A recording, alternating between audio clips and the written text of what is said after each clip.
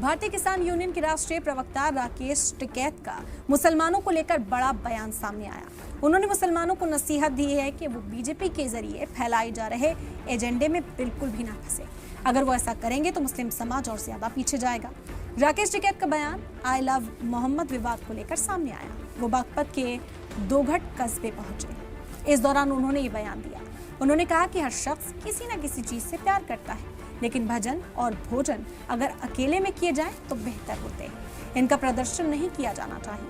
उन्होंने आगे कहा कि बीजेपी का एजेंडा है, इसमें जितना फंसेंगे उतना ही मुस्लिम समाज पीछे जाएगा। इससे पहले आज लखनऊ में मायावती ने भी आई लव मोहम्मद और आई लव महादेव पर बयान दिया था और इससे राजनीति इस वक्त करार दिया।